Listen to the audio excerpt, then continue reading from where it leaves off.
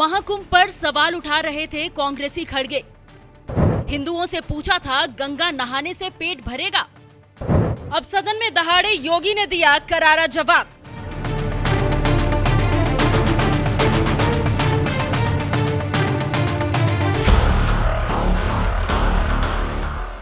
देश की सबसे पुरानी पार्टी कांग्रेस के नेताओं का बयान सुनकर कभी कभी तो ऐसा लगता है जैसे इनका मकसद ही सनातन धर्म को बदनाम करना है।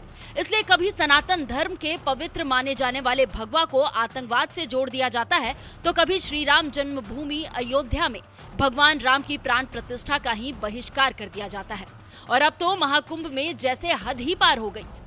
जिस महाकुंभ में डुबकी लगाने के लिए देश दुनिया से लाखों करोड़ों श्रद्धालु प्रयागराज पहुंचे, कांग्रेस अध्यक्ष मल्लिकार्जुन खड़गे उस महाकुंभ पर ही सवाल उठाते हुए पूछने लगे कि गंगा में डुबकी लगाने से पेट भरता है क्या? अरे भाई, गंगा में डुबकी लेने से गरीबी दूर होती क्या? आपको खाना मिलता पेट को? मैं किसी की आस्था के ऊपर ठोस नहीं लगाना चाहता हूं। अगर किसी को दुख हुआ तो मैं माफी चाहता हूं। कांग्रेसी अध्यक्ष खड़गे का बयान बता रहा है कि उन्हें खुद भी ये बात अच्छी तरह से पता थी कि गंगा में डुबकी लगाने वालों पर सवाल उठाकर हिंदुओं की आस्था को ठेस पहुंचा रहे हैं। इसलिए बयान के साथ साथ ये भी कहा कि मैं किसी की आस्था को ठेस नहीं पहुंचाना चाहता हूं। और पूछने लगे कि गंगा में डुबकी लगाने से क्या किसी का पेट भरता है, क्या किसी की गरीबी दूर होती है? जिन्हें अब सीएम योगी ने विधानसभा में करारा जवाब दिया जब उन्होंने डंके की चोट पर बताया कि इसी महाकुंभ में एक नाविक परिवार ने महज 45 दिनों में ही 1-2 नहीं 30 करोड़ रुपए की कमाई की है। एक नाविक परिवार की एक सक्सेस स्टोरी यहां पे बता रहा हूं। ये नाविक परिवार जिनके पास 130 नौकाएं थी, 45 दिनों की अवधि में इन लोगों ने शुद्ध बचत की है 30 करोड़ रुपए की। यानी एक नाव ने 45 दिनों में 23 लाख रुपए की बचत की है, कमाई की है। प्रतिदिन के अगर आप उनकी बचत देखेंगे तो यह लगभग 50 से लेके 52,000 पर डे की उनकी इनकम थी एक नाव की।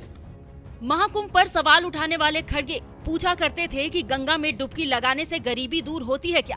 उन्हें संगम में 130 नाव चलाने वाले एक नाविक परिवार ने 30 करोड़ रुपए कमाकर मुंहतोड़ जवाब दे दिया। तो वहीं राजधानी दिल्ली में प्राइवेट जॉब करने वाली एक महिला ने तो चंदन टीका लगाकर लाखों रुपए की कमाई कर ली।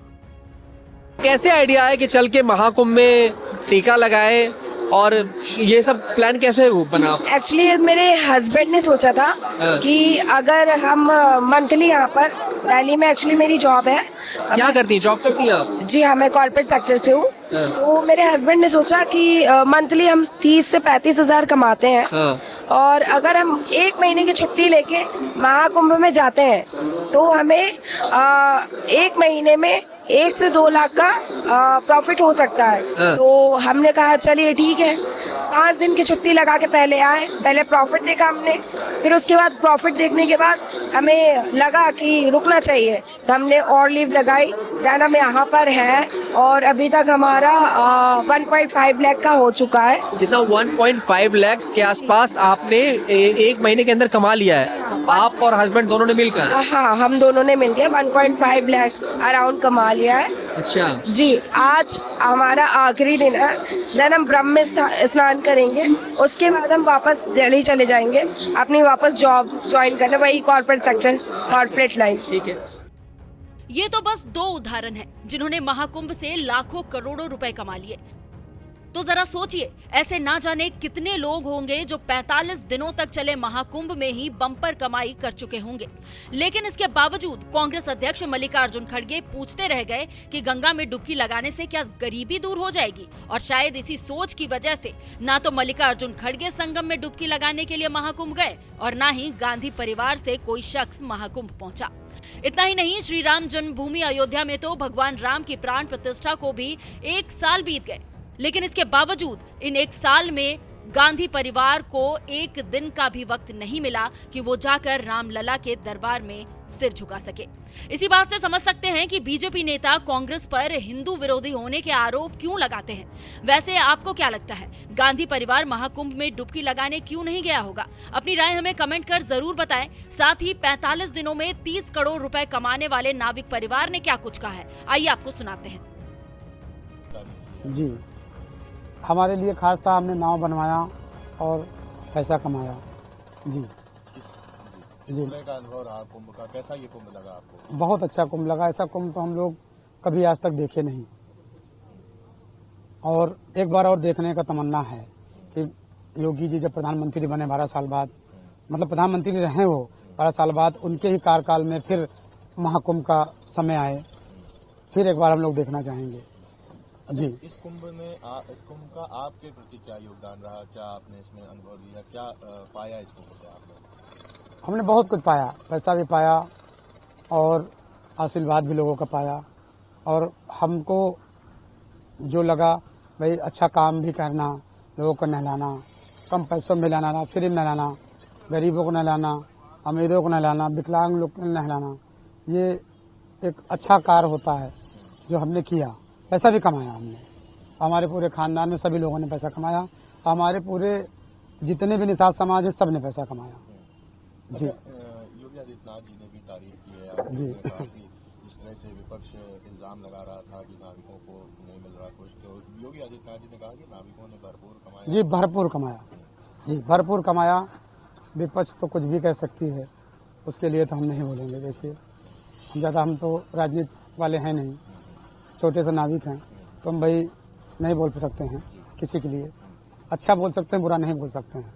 जी, अच्छा, जीवन का दौर कैसा रहा? इस मुकाम तक आप पहुंचे हैं आज आप? जीवन का दौर बहुत अच्छा नहीं रहा भी अच्छा। खाने पीने का था, पिताजी थे तो अच्छा था, पिताजी एक्सपायर हो गए, उसके बाद चलता रहा। और इसको बनाने के लिए बड़ा मेहनत करना पड़ा, 6 महीने से बनवाना था, 6 महीने लगा है।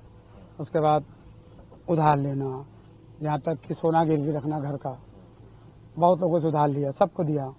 जी, जिससे नहीं मांगना था उससे मांगा, क्योंकि उस समय पैसा नहीं था, पैसा नहीं मिला।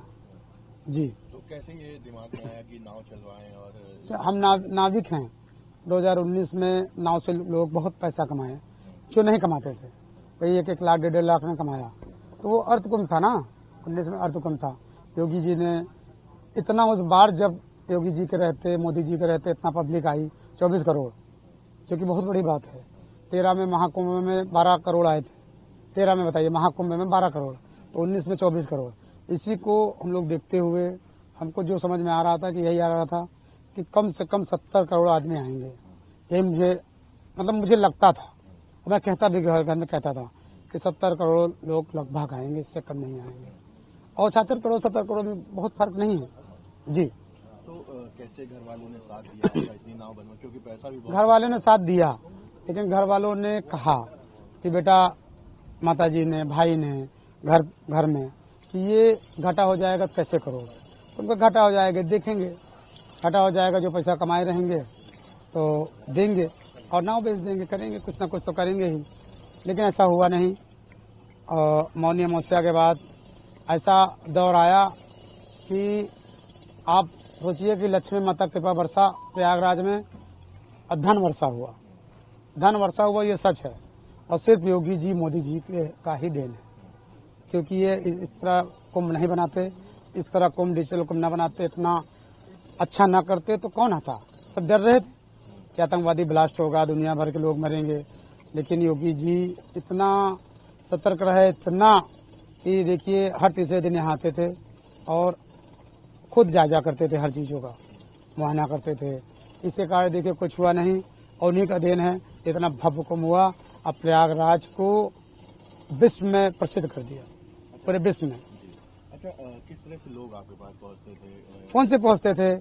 और हमारा वो था टेंट सिटी और ड्रोम सिटी का हमारा टाइप था सब, और बहुत से टेंट सिटियों का था जो आते थे, फोन करते थे। और उसके बाद लोग आते थे, वहाँ हमारे पास नाव थी, हमारे लड़के रहते थे, नाव लगी रहती थी, सभी पूछते थे, आते थे, बोलते थे कि भाई, कहते थे कि यहाँ तो सरकारी रेट इतना है। तो हम बोलते थे आप काम देख के देखिए, पैसा दीजिए ना, आप हमारा काम देखिए, हमारा सब देखिए, फिर क्या पैसा दीजिए। इसीलिए लोग आते थे, ज्यादा पैसा देते थे काम देख के, क्योंकि लोग यहाँ दान करने आए हैं, ना कि हम लोग को सताने परेशान करने आते हैं। तो हम लोग भी कहीं दान करने जाते हैं तो हम लोग भी खुल के दान करते हैं, क्योंकि दान की कोई सीमा नहीं होती। आदमी सब कुछ दान कर देता, शरीर का एक एक अंग दान कर देता है, और ये पैसा क्या चीज है जी। अच्छा, कई लोग जब आए तो उन्होंने नाविकों पे इल्जाम लगाए, नाविकों के खिलाफ बातें की जी। कि ये ज्यादा पैसा ले रहे हैं, उसको लेकर आप क्या कहें? जी देखिए, बहुत लोग, हर लोग एक टाइप के तो होते नहीं, हर लोग भाई बहुत से ऐसे लोग होते हैं जिनके पास पैसा नहीं रहता। तो मैं भेजता था, मैं सच बता रहा हूँ, मैं कसम खा रहा हूँ, मैं कसम खा के कह रहा हूँ, यहाँ लक्ष्मी में बैठा हूँ, ये मेरा रोजगार है। मैं कम में भेजता था, क्या हो भाई कितना दोगे आप, जितना कोई ले रहा मैं मुझसे आधा ले लो, आधा मैं भेज रहा हूँ, आ जाओ, मैं भेजता था। मैं झूठ नहीं बोल रहा हूँ, मैं कसम खा रहा हूँ लक्ष्मी का। 45 दिन कैसे गए? बहुत अच्छा गया, बहुत मेहनत लगा, बहुत बीमार हुए, फिर भी चलते गए, रहते गए, और बहुत अच्छा रहा। ये बहुत अच्छा अनुभव रहा, बहुत अच्छा लगा। इसका श्रेय किसको देंगे लास्ट में? मोदी जी, योगी जी, और सब ज्यादा योगी जी। योगी जी ही आते थे, हर तीसरे दिन आते थे। परिचय दें। पिंटू महारा अरेल। हाँ,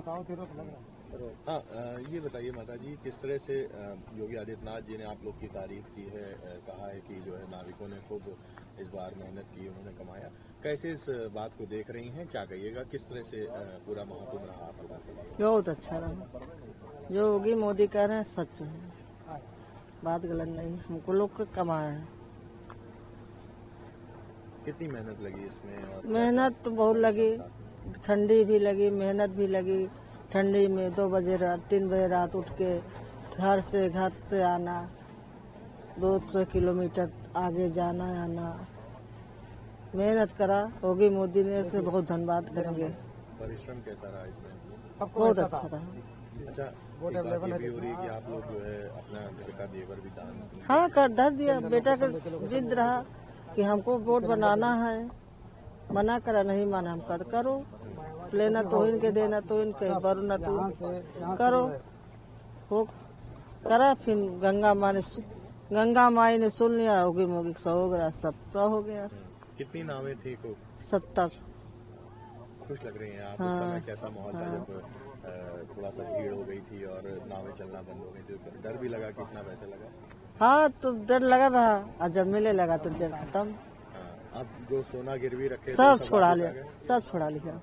अब आगे कैसे देखती हैं, कैसे अब रहेगा बच्चे आगे? लोग के थोड़ा आगे बढ़ाएंगे। अब अच्छा, कोई सपना भी है जो अभी नहीं, सपना नहीं है हमारा। अब पानी को काम चलेगा, ऊपर काम चलेगा। ऊपर नहीं जा पा रहे थे बिना पैसे के, अब करा देंगे ऊपरों के। अच्छा, योगी मुख्यमंत्री जी से भी मिलने का एक सपना है आपका? हाँ, हमारा हाँ। क्या मैसेज देंगे, क्या कहिएगा उनके लिए? और उनसे मिलना है, बेटा बोलेगा। नाम बताइए अपना। शुक्लवती। ये बताइए, कुल कितने लोग थे आपके पास, क्या मैन पावर थी, कितनी नावें थी, कैसे हमारे पास संचालन होता है? 250 से 300 लोग नाविक थे जो चलाने वाले, और हमारे पास 15 से 20 थे भाई, हमारे जो दोस्त भाई वगैरह, ये सब चलवाते थे हम लोग, क्योंकि बहुत बड़ा देख रेख था, क्योंकि किसी को किसी प्रकार की क्षति ना हो ना, इसीलिए हम लोग इतने लोग रखे थे, और कुछ हुआ भी नहीं, माता रानी की कृपा से कुछ नहीं हुआ।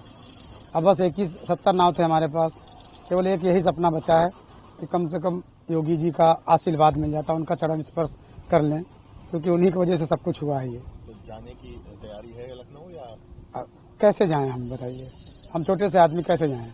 अगर उनका कोई फोन नंबर या कोई हमको बुलाता है, हमारा नंबर ले लीजिए, नंबर डाल दीजिए, अगर उनका दिल करे तो बुला लीजिए अपने छोटे से सेवक को, एक आशीर्वाद दे दें। बोल दीजिए आप। जी, एक बार माननीय मुख्यमंत्री जी, एक बार हमको बुलवा लीजिए, अपना आशीर्वाद दे दीजिए। नंबर बोल दीजिए। जी, 95 80 55 20 56। नाम बताइए। पिंटू महारा।